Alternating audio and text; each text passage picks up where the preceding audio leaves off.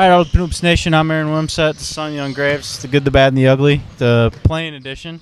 4 games tonight, and they were all pretty good. No comment on that. Pretty good. Let's get right to it. The good, last season, Miller Time played the Bulls.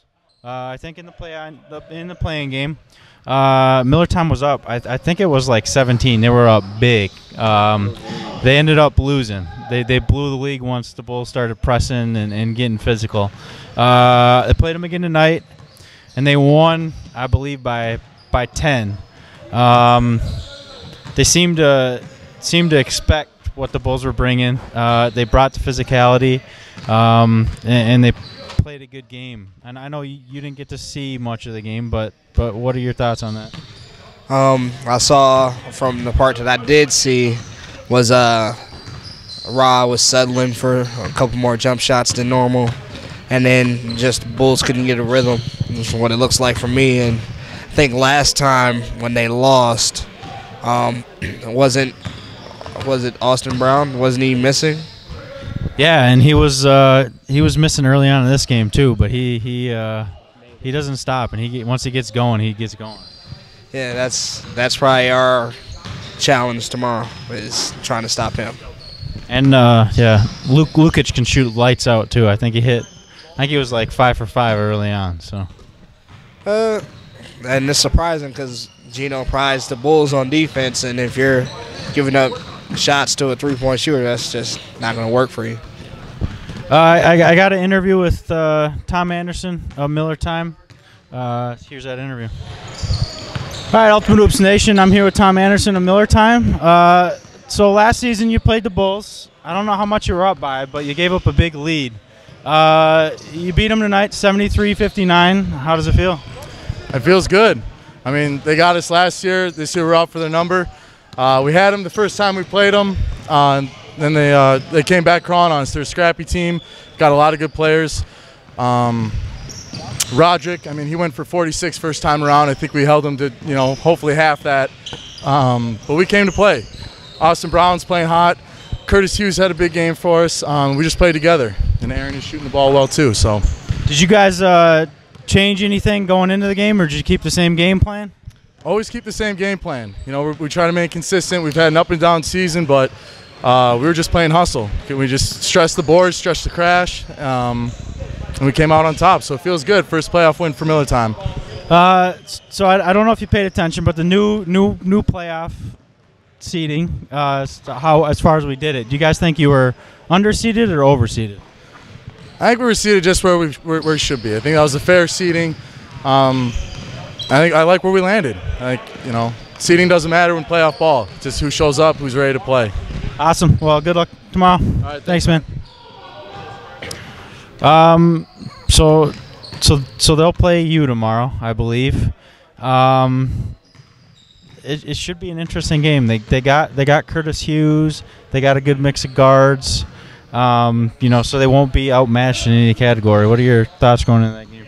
Well, Curtis will be coming for revenge because he was on Big Smash last season, and there's a lot of arguing in Big Smash's huddle.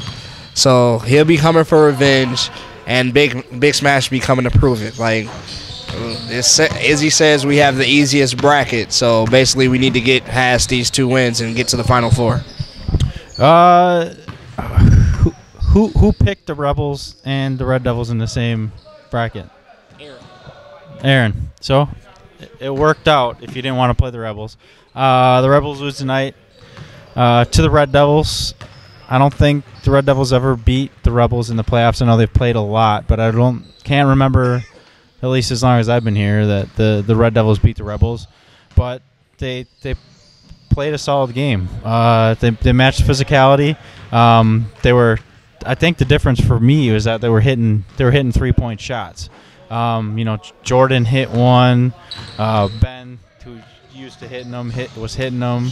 They hit some big threes at big points in the game.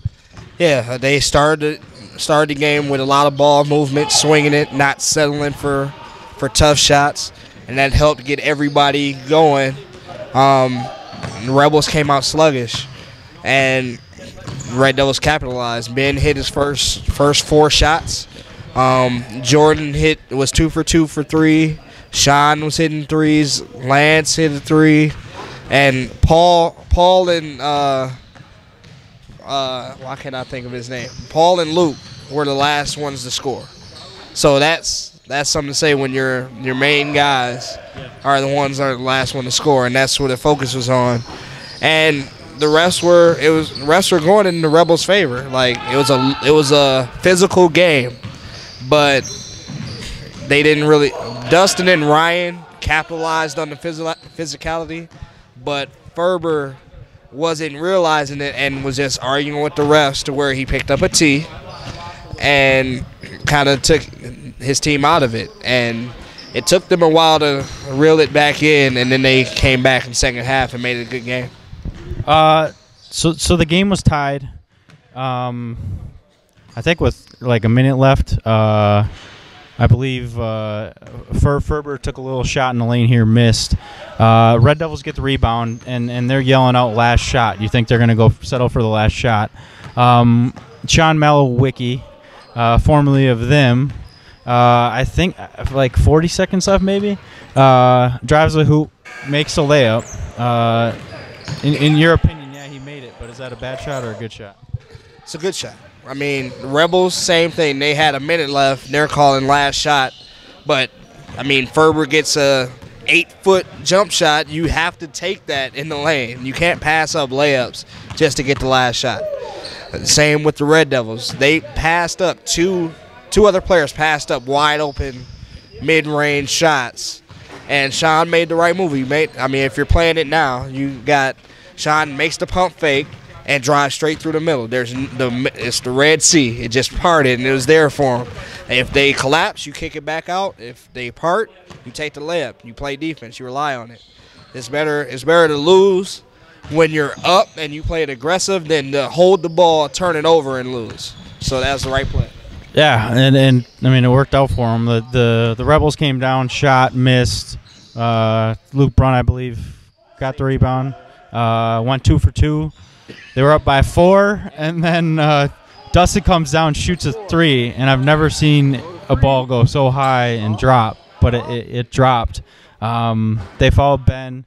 Ben went 1 for 2, and the Rebels.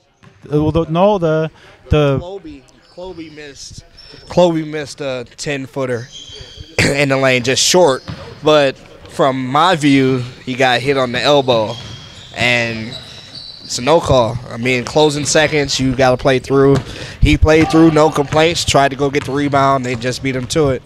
And basically those 2 free throws by Luke were the first 2 made free throws for the Red Devils all game. They were 0 for 8 before that, and then finished 3 for 12. And underestimated move by the Red Devils. They're an older team, I'd say. Not that the Rebels aren't. We got young teams, old teams. They looked like they were getting tired, but then they came back and played. But I think they only had 5 fouls in the last few seconds. They fouled and kind of put the Rebels in a cruddy spot. I think they only had like a second to get a shot. They're a veteran team, and then that was a smart move. Yeah, they put Dustin on the line, and I'm sitting here thinking, like, all right, Dustin's going to make the first. He's not going to intentionally miss the second, but I had a feeling like he's going to miss the second, and like Paul or Chloe's going to tip it in, they're going to win. But he missed the first, and I think nobody was ready for the 1-and-1, and it just got tipped and grabbed, and game over. Onto the bad. So Kyle Mead, when he was picking the Squires bracket, I don't know who he was picking between, but it was the Celtics, somebody else. Celtics and the Rebels, and he goes, I want the Celtics. They suck. He picked them. You guys end up losing to the Broncos tonight. Did he jinx you guys? No jinx. I mean, it's a true statement. Like, this wraps up our season. We're 3-6. We beat the Cudas, the Brick City, and 5-5. So like it's not, we didn't earn a playoff spot. We beat the Cougars 5-4 to get in the playoffs. Anybody else, that's a cheap win. So he's right. He picked the right team. Why face the Rebels if you don't have to? And now both are out. They worked out. Will we see the Celtics again?